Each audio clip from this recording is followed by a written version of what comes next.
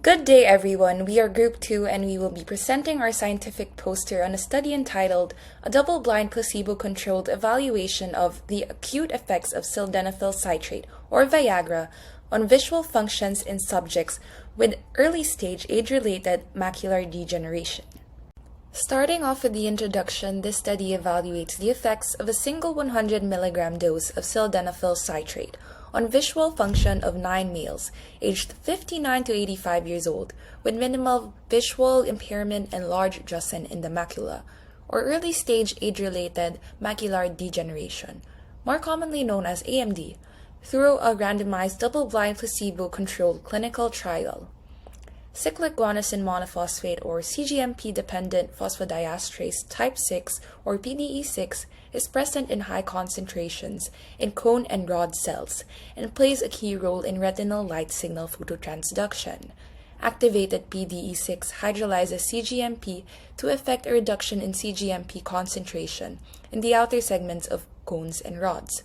This reduction in CGMP triggers the sequential closure of sodium channels, resulting in hyperpolarization of the photoreceptors, release of neurotransmitter, and propagation of visual signals to postsynaptic cells. Sildenafil citrate is effective in treating erectile dysfunction by selectively inhibiting CGMP-dependent PDE5 in corpus cavernosum, smooth muscle cells. It also weakly inhibits PDE6, reflecting an affinity for PDE6 that is 1/10 of its affinity for PDE5. Therefore, the potential for sildenafil to produce visual effects secondary to PDE6 inhibition was evaluated during its clinical development. The objective of this study is to determine the extent to which acute oral sildenafil treatment at a single dose of 100 mg impacts visual performance in subjects with early-stage AMD. The flowchart seen below gives an overview of the methods used in conducting the research experiment proper.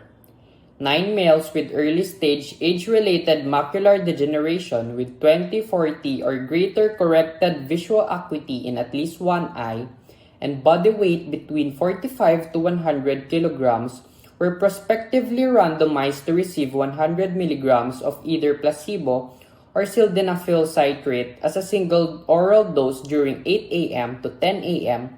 at least after 1 hour of a light breakfast with 240 ml of water.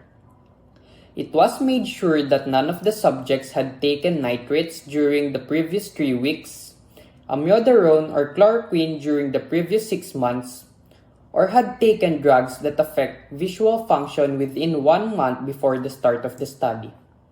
Subjects was also ensured to have no eye disorder other than macular degeneration. It was also made sure that no subject has hypotension, hypertension, or any clinically significant abnormalities that could alter the systemic exposure to sildenafil.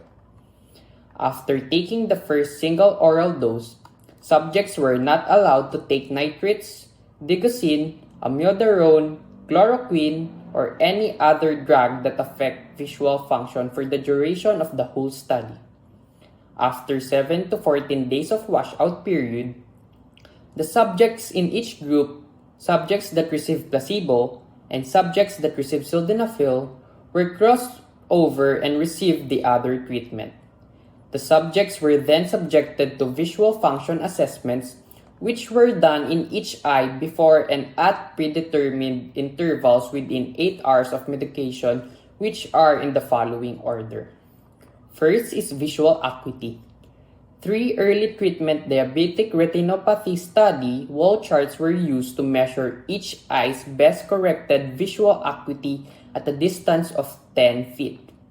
Next up is Amsler grid. The subjects were asked to judge if their eyesight was normal while viewing the Amsler grid. Third was color discrimination test. Under typical stimulated daylight conditions, the subjects were instructed to arrange 15 colored discs in any order of gradually changing hue. Fourth was the traffic light test. For a total of 8 color identification in a randomized order, subjects were asked to initially identify the color white, red, amber, or green from a single light source before re-identifying it each time it changed. Fifth was Humphrey perimetry, used to assess the visual field. Sixth was photostress test. The eye is exposed to the ophthalmoscope light for 10 seconds, and the time it takes for vision to return to within one line of pre-bleach vision is then measured. After the test, pharmacokinetic analysis was done. 6 milliliters of blood were drawn through a tiny peripheral indwelling catheter into heparinized tubes just prior to dosing, as well as 0.5, 1, 2, 3, 4, and 8 hours later. Then, a safety assessment was conducted. Adverse occurrences, variations from the baseline in pulse rate, seated blood pressure, and laboratory test results were used to evaluate safety. Then, a statistical analysis was performed.